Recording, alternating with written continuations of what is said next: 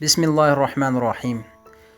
نبی کریم صلی اللہ علیہ وسلم سے آپ نے فرمایا 3 خصلتیں ایسی ہے جس میں پیدا ہو جائے اس نے ایمان کی مٹاس کو پا لیا۔ اول یہ کہ اللہ اور اس کے رسول صلی اللہ علیہ وسلم اس کے نزدیک سب سے زیادہ محبوب بن جائے۔ دوسری یہ کہ وہ انسان سے محض اللہ کی رضا کے لیے محبت رکھے۔ تیسری یہ کہ وہ کفر میں واپس لوٹنے کو ایسا برا جانے جیسا کہ آگ میں ڈالے جانے کو برا جانتا ہے۔ صحیح بخاری حدیث نمبر 16۔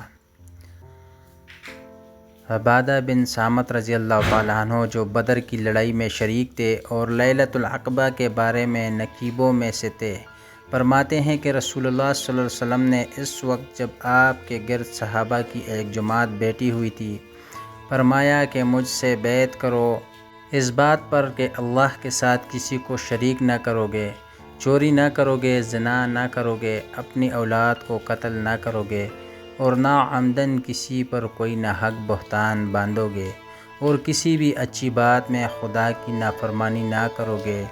جو کوئی تم میں سے اس عہد کو پورا کرے گا تو اس کا ثواب اللہ کے ذمہ ہے، اور جو کوئی ان بری باتوں میں سے کسی کا ارتکاب کرے اور اسے دنیا میں اسلامی قانون کے تحت سزا دے دی گئی ہو تو یہ سزا اس کی گناہوں کے لیے بدلہ ہو جائے گی، اور جو کوئی ان میں سے کسی بات میں مبتلا ہو گیا اور اللہ نے اس کی گناہ کو چھپا لیا تو پھر اس کا معاملہ اللہ کے حوالے ہے، اگر چاہے معاف کرے اور اگر چاہے سزا دے دے۔ عبادہ کہتے ہیں کہ پھر ہم سب ان سب باتوں پر آپ صلی اللہ علیہ وسلم سے بیعت کی۔ صحیح بخاری حدیث نمبر 18۔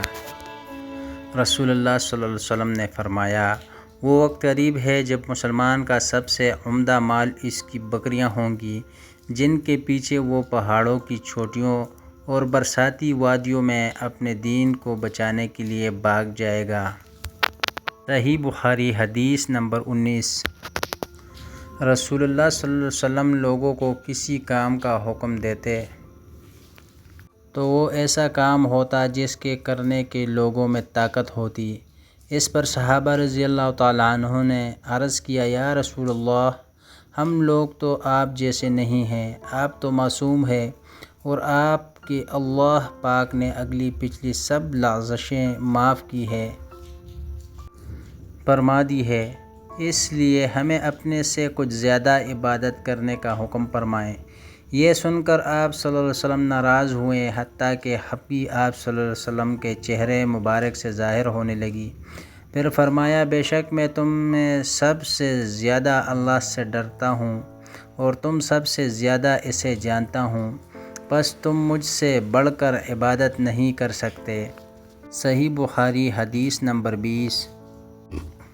آپ صلی اللہ علیہ وسلم نے فرمایا، جس شخص میں یہ 3 باتیں ہوں گی وہ ایمان کا مزہ پالے گا۔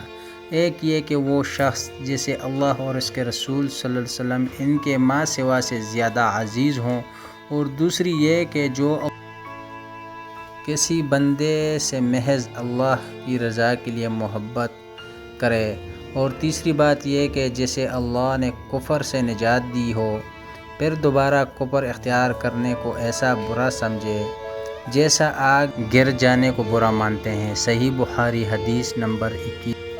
آپ صلی اللہ علیہ وسلم نے فرمایا، جب جنتی جنت میں اور دوزخی دوزخ میں داخل ہو جائیں گے، اللہ پاک فرمائے گا، جس کے دل میں رائی کے دانے کے برابر بھی ایمان ہو اس کو بھی دوزخ سے نکال لو۔ تب ایسے لوگ دوزخ سے نکالے جائیں گے اور وہ جل کر کوئلے کی طرح سیاہ ہو چکے ہوں گے، پھر زندگی کی نہر میں یا بارش کے پانی میں ڈالے جائیں گے۔ یہاں راوی کو شک ہو گیا کہ اوپر کی راوی نے کون سا لفظ استعمال کیا۔ اس وقت وہ دانے کی طرح اگائیں گی جس طرح ندی کے کنارے دانے اگاتے ہیں۔ کیا تم نے نہیں دیکھا کہ دانہ زردی مائل بیچ در بیچ نکلتا؟ وہیب نے کہا کہ ہم سے عمر نے حیا کے بجائے حیات اور ہر دل میں من ایمان کے بجائے ہر دل من خیر کا لفظ بیان کیا ہے۔ صحیح بخاری حدیث نمبر 22۔ پیارے دوستوں، مزید اس طرح کی ویڈیو دیکھنے کے لیے ہمارے چینل کو سبسکرائب کریں۔ جزاک اللہ، شکریہ۔